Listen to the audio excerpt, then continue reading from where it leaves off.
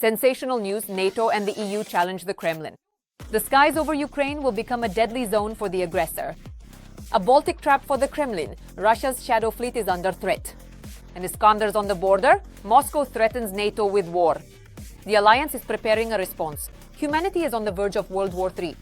I'll tell you all the details in a moment. Congratulations, this is Ukraine Today. I am Victoria Panchenko, and recent events.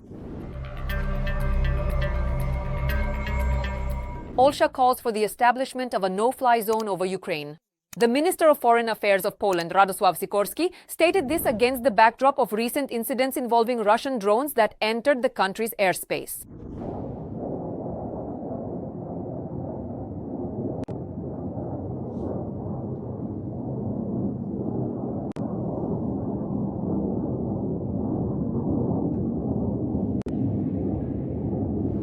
Technically, as NATO and the EU, we could do this, but Poland cannot make this decision on its own.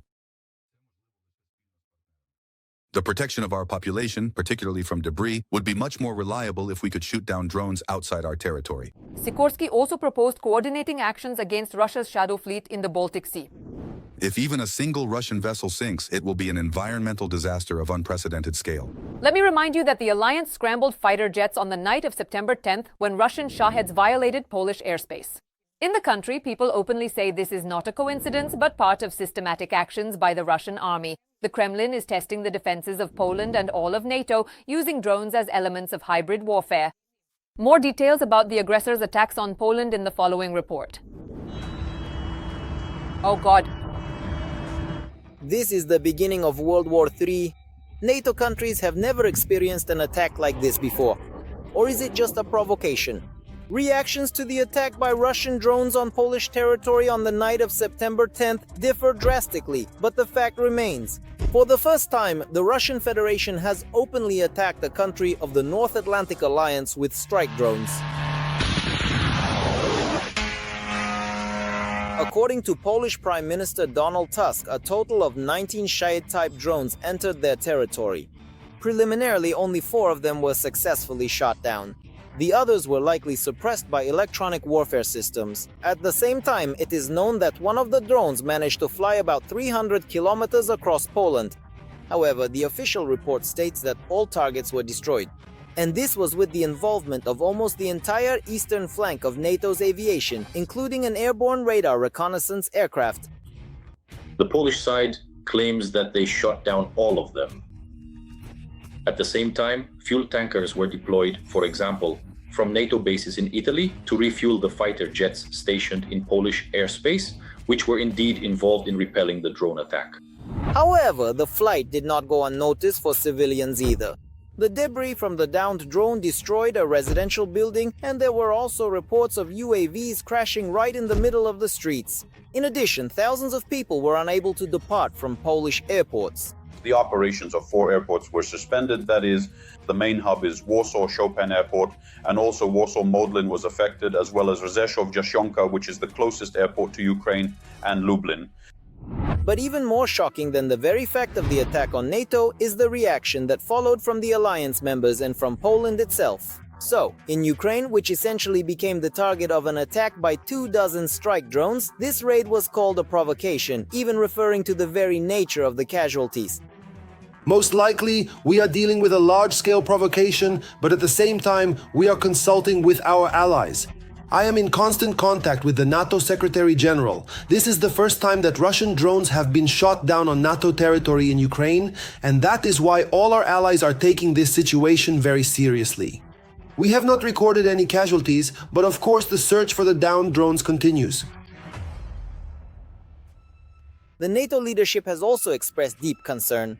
The Secretary General of the Alliance, Mark Rutte, stated that the alliance will defend every inch of its territory, but a full assessment of the incident is still ongoing. In the United States, where consultations began immediately after the drones crossed the border, they have so far decided to remain completely silent in public. Mr. President, what if more Russian drones fly into Polish territory? Belarus, on the other hand, did not remain silent, despite the fact that most of the drones that reached Poland came from there. Their defense minister made a statement without any hesitation. If it weren't for us, Warsaw wouldn't have had time to react at all. So you should even thank us for warning you. Through the established communication channel from 11 p.m. on September 9th to 4 a.m. on September 10th, our duty forces and resources were exchanging information. Information about the air radar situation was being shared with the duty forces and resources of Poland and the Republic of Lithuania. In this way, they were notified about the approach of unidentified flying objects to the territory of their countries. This allowed the Polish side to respond promptly to the actual drones by scrambling their duty forces. However, the main question arises. What was this all about anyway? According to analysts, with such an attack, Russia is trying to achieve several objectives at once. First of all, to show Europeans what war is really like, and that it is much closer than they think. Secondly, to test how NATO would respond to a possible incursion, particularly in the Suwałki corridor area. So in this case, it's about gauging the possible reaction and assessing it from the perspective of military potential, to see how others act against them, especially since Belarus is starting the Zapad 2025 exercises, and moreover, Russian troops, or rather the Russian Federation, among other things, also, if you can put it that way, have access to these Belarusian assets. Also, a drone attack on Poland is meant to push Europe to be less determined in defending Ukraine's interests in future negotiations, since it is the Europeans today who are resisting the idea of the US and Russia forcing official Kiev to accept unconditional concessions. Moreover, analysts believe that if the plan does not work, it could be repeated. It is not by chance that on the territory of the Karelian Peninsula, Russia is now building up new military infrastructure which will directly threaten Finland, a current participant in NATO. It is also not by chance that today, on the territory of the Republic of Belarus, a complex of exercises is underway. Undoubtedly, all these preparations, all these military maneuvers are primarily aimed at achieving certain objectives which in the future may be directed either against the Baltic states or once again against Poland. Undoubtedly, a new round of escalation is bound to happen. It seems that NATO also understands the growing risks, so despite rather lukewarm rhetoric, they have nevertheless decided to urgently mobilize Polish reservists and strengthen the air defense in the eastern part of the country. The European Union has already announced that it will allocate additional funds for Poland to purchase air defense systems specifically designed to counter such threats, as well as to enhance electronic warfare capabilities and other related measures. For its part, Ukraine has once again stated that if the aggressor is not stopped, the escalation will only intensify. Therefore, pressure on Moscow must be increased. President Zelensky also stated that, if necessary, Ukraine is ready to help Poland organize a public alert system and share effective methods for countering Russian drones and missiles. Thus, Warsaw is once again raising the issue of establishing a no-fly zone over Ukraine. Sikorsky added that if requested by Kiev, Poland could shoot down drones over Ukrainian territory. Personally, I believe this should be considered. According to Babiš, Ukraine should offer Poland joint control of the airspace over the border. This was stated by politician and diplomat Valery Chali. He suggested that if NATO and Brussels allowed it, such control could extend deep into Ukraine. In that case, Russian drones or aircraft could be shot down before they even approach the Polish border. Charlie called the best solution the option in which Polish forces' anti-aircraft systems would be moved to the Sumy or Chernihiv regions on Ukraine's border with Russia. After all, dozens of drones fly there, so Poland could push this threat further away from itself. In every situation, there really are two sides. There can be a negative side and a positive one. So far, the negative sides outweigh the positive ones. But indeed, if we look to the future, we can see some positives that depend on our actions today. First of all, I think we need to restore and persistently propose to the Polish side the idea of joint NATO airspace control. Because we have agreements that allow for this. And if NATO in Brussels agrees, then such control could extend deep into Ukrainian territory. We can agree to this in the Rada with a decision from the Verkhovna Rada. I think such a decision is possible. That is, these drones or planes would be shot down on our territory before they even approach the Polish border. The best option would be if Polish equipment, including those already produced by Poland, they have good new anti-aircraft systems, were moved to the border with Russia, for example, in the Sumy or Chernihiv regions. In the areas where these drones are flying in by the dozens, it would be very useful for Poland to push this threat further away. Notably, just a few days ago, a drone violated Romanian airspace. Romanian F-16s tracked it for about an hour but did not shoot it down, and the drone returned to Ukraine.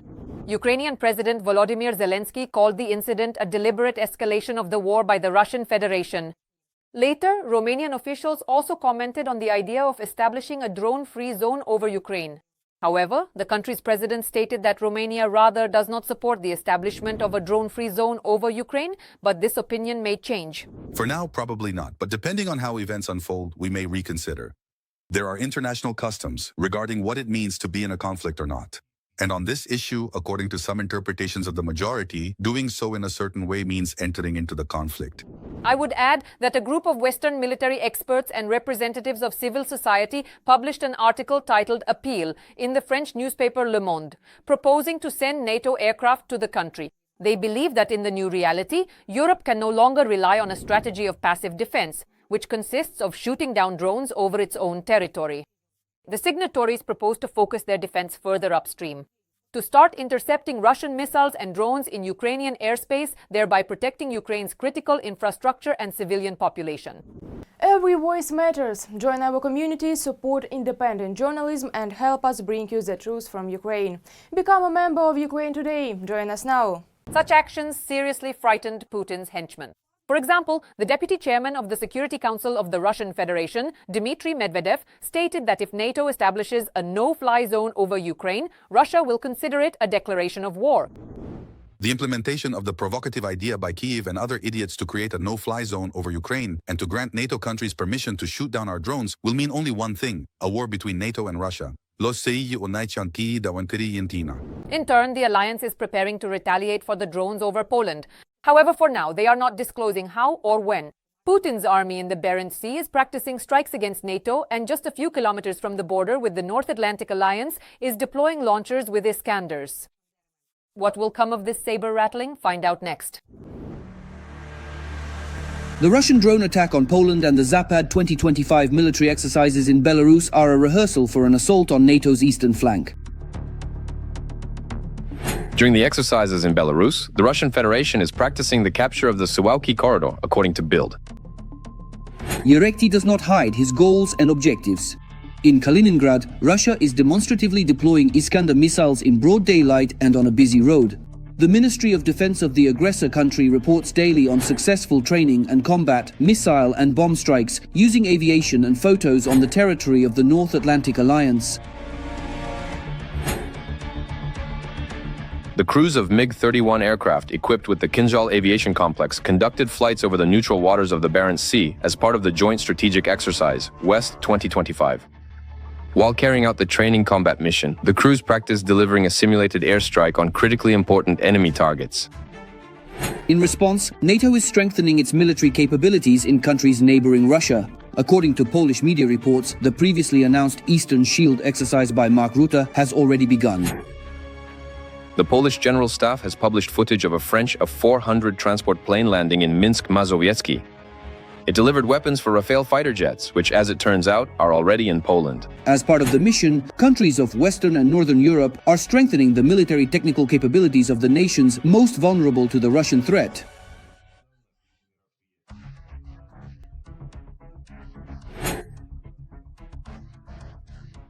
In other words, these are indicators. That is, we are talking about the practical application of the 5th article of the NATO Charter, namely collective security on the territory of both Poland and the Baltic countries.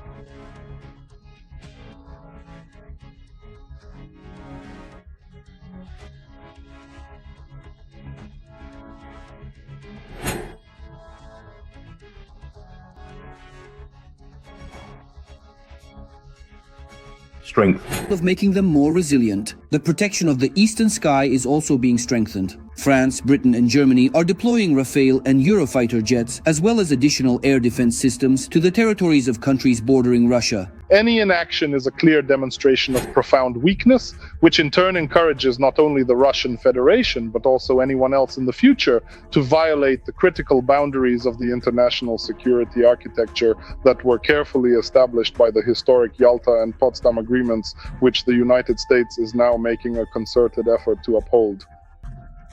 The question now is whether the United States will support Europe. After Donald Trump's vague response, European politicians began to doubt Washington's willingness to actually defend NATO's borders. what is your reaction to the drone incursion into Poland? It could have been a mistake. It might be a mistake. But regardless of that, I am not happy about anything related to this situation. But I hope this will end. The Kremlin is watching Europe's and the US's response. Weakness and ignoring the problem will serve as an invitation for Putin to move from rehearsals to a real attack.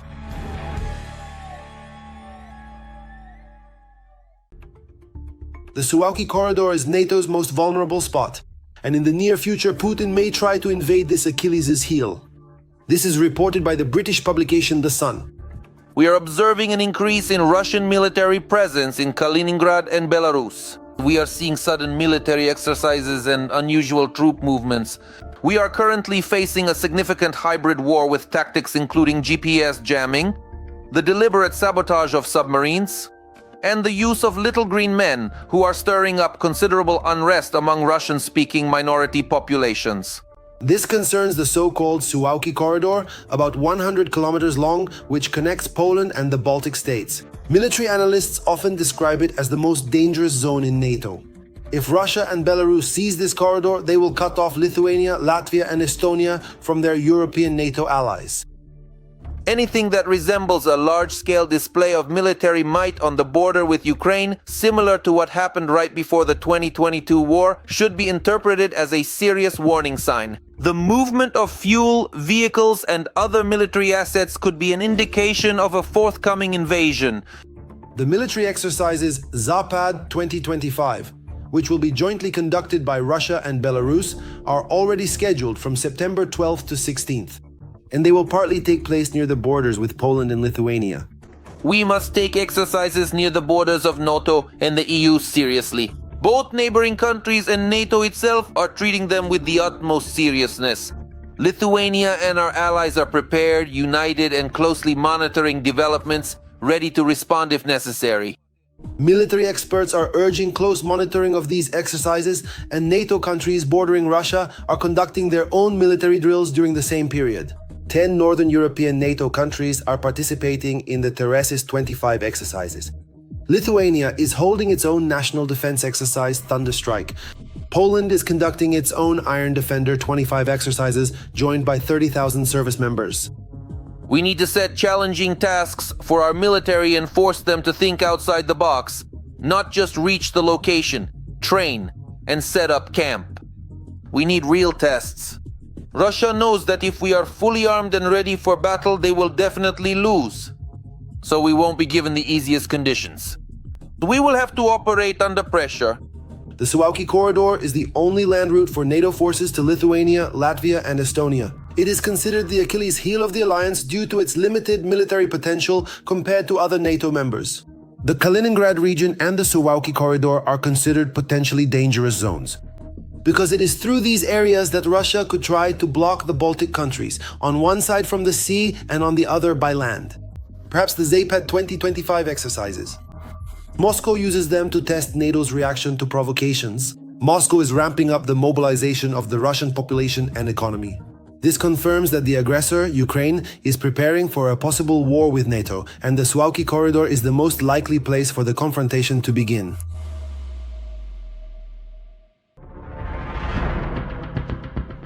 New threats and accusations. The Russian dictator is preparing for yet another war.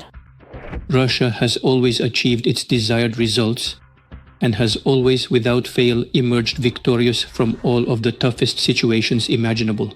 Well, that's not exactly true. Let's not even mention the so-called great achievements of the Russian army right now. In recent days, statements about a possible war have been coming from Putin's circle. Former ALCO president Dmitry Medvedev has decided that Finland is preparing to attack Russia.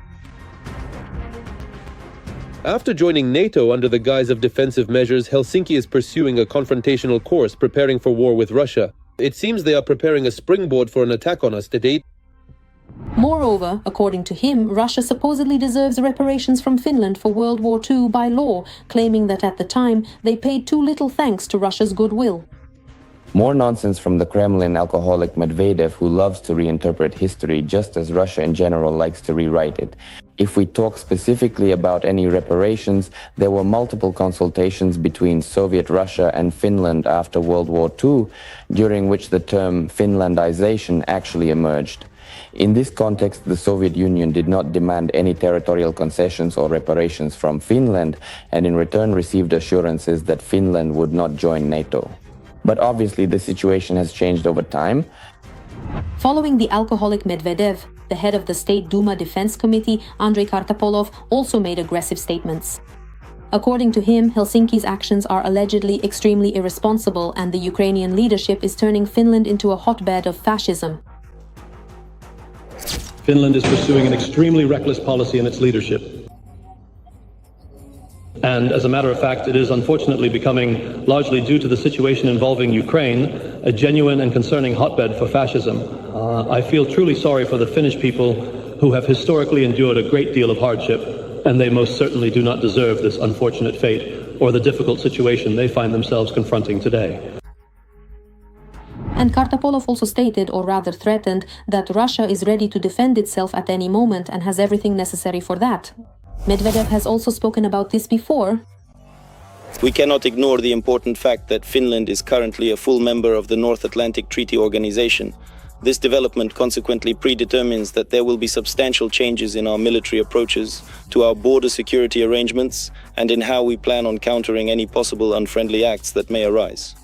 If you remember the well-known phrase often attributed to Churchill that the fascists of the future will call themselves anti-fascists, then the Russians are very vividly emphasizing the current ideology of their state by running around accusing everyone left and right of supposedly supporting Nazi or fascist ideas. There are no concrete facts behind these accusations, but such hybrid psychological aggression against Finland, against Poland, against the Baltic states is yet another confirmation of the long-term plans of the Russian Federation. They absolutely do not intend to stop their actions at Ukraine, and it appears a significant part of Vladimir Putin's plan is to fully restore the historical influence of the Soviet Union over the vast regions of Eastern and Northeastern Europe. These statements indicate that Moscow is sharply escalating its aggressive rhetoric against Finland, the new NATO country, and all accusations directed at it are a continuation of the Kremlin's well-known tactics, attributing aggressive intentions to its neighbors and thereby justifying its own militarization. If the Finnish people do not respond in a proactive manner to various kinds of provocations, if the people of Finland allow Russian hybrid attacks and their associated information psychological operations to slide by, or as is certainly possible, in the future, Finland faces cases that are quite similar to what we see today with Poland. More specifically, the incursion of a large number of unmanned drones, which as a deliberate plan cannot be described as anything other than that. Then it is highly likely the Russians will attempt to carry out actual physical concrete operations directly on the ground, with the explicit goal of seizing sovereign Finnish territory. Russia has long been building up forces near the Finnish border, with new tents, shelters for fighter jets and warehouses being constructed. In this way, the Kremlin is gradually preparing the ground to put pressure on Finland.